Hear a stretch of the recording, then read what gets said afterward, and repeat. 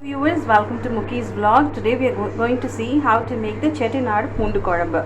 For that I have taken about half a teaspoon of peppercorn, half a teaspoon of fenugreek, half a teaspoon of cumin and a few garlic cloves. It's about 5 to 6 pieces and one full tomato, one onion chopped and handful of coconut. I've cut that into pieces and I've kept it here, and I've taken 2 strips of curry leaves. Okay, we're going to sort all those things by adding sesame oil to the pan. I'm going to add the dry ingredients first and then all the remaining ingredients.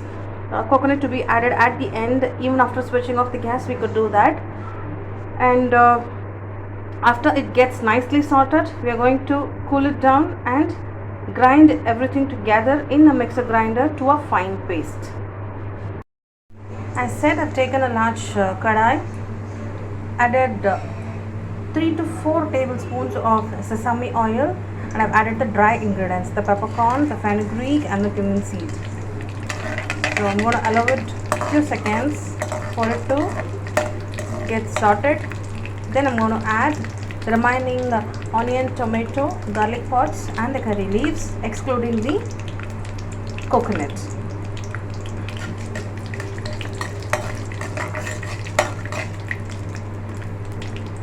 Remaining ingredients is added, excluding the coconut. Let's allow it to get nicely sorted, the onions to turn translucent and the tomatoes to nicely get to a meshy consistency. All the ingredients should merge well. Let's add half a teaspoon of salt to the sorting and stir it nicely. Then we are going to add the Khuzhambhu after all these gets cooked well. So now it's been sorted. We're going to add the required amount of Khuzhambhu. This powder is readily available in different brands in the supermarkets. So I'm adding it about 3 spoons. You can add this according to your taste buds, and then I'm now going to add the remaining coconut. So instead of Khuzhambhu we can also add the chili powder, which is mixed along with dhania, which we usually grind it at home and make any gravies. So let's get this sorted for about a minute and then transfer it to a mixie jar, allow it to get cooled down and then grind it to a nice paste. I've taken the kadai, added generous amount of sesame oil. Now I'm going to add the mustard seeds, allow it to get it popped up. Quarter teaspoon of fenugreek seeds and half teaspoon of urad dal. Then I'm going to add a handful of chopped garlic.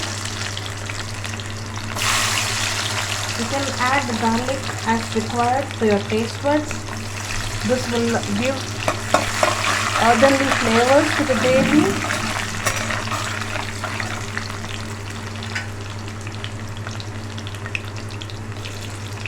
Let's just wait for it to get mildly turned to a brown color.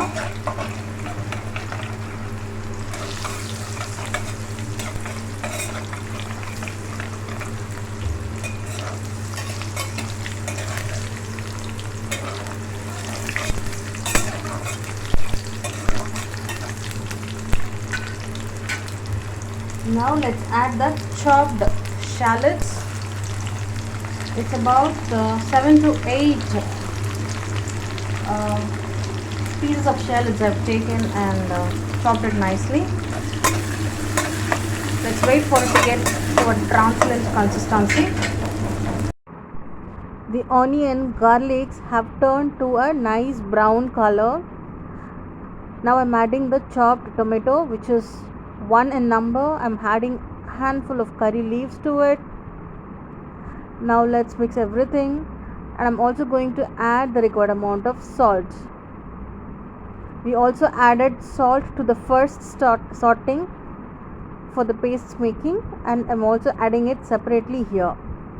You can add everything together also, but just that I've separated it.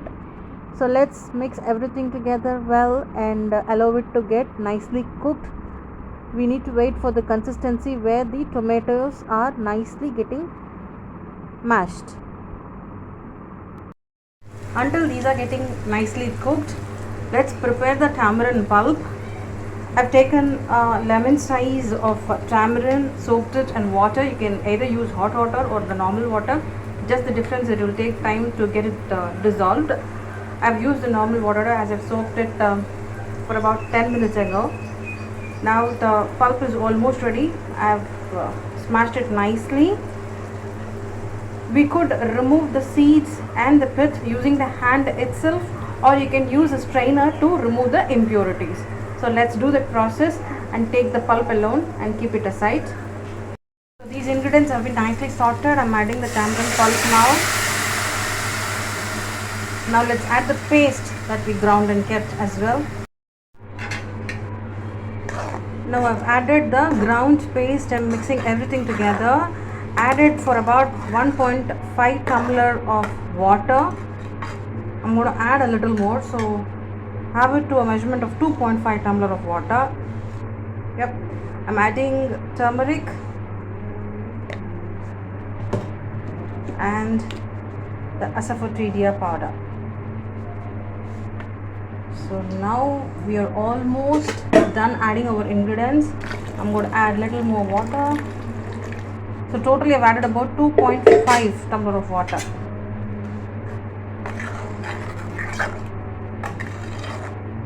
So it's 2.5 glasses. That's it. We've almost done. Once it comes to a boil, you can check for the spice level and the salt that's been added to it. Now we're not going to disturb it and going to allow it to boil in high flame for about 7 minutes and in the low flame for about 10 minutes. Post which our gravy will be superbly ready. So let's get to meat. In that stage, I'm also going to close this using a lid so that the oil separation will look good at the end. I've added half a teaspoon of plain chili powder. This is purely optional and it is not part of the Chettinad recipe, but to spice it up a little more, we've added it. It's slowly coming to a boil. I'm going to mix everything and close it using a lid and allow it to boil in high speed for about 5 to 7 minutes. And then I'm going to simmer it and allow it to boil about 10 minutes. Our scrumptious Chettinad Poondu Khuzhambhu recipe is ready. If you could see, the oil has been nicely emitted in the corner and it is beautifully cooked. I've put it on the low flame for about altogether in 20 minutes now, and this looks so scrumptious and the taste is very nice. So please do try the recipe at home and comment how it would come. Look forward for your comments and likes. Thank you so much. Enjoy the recipe. Take care and bye now.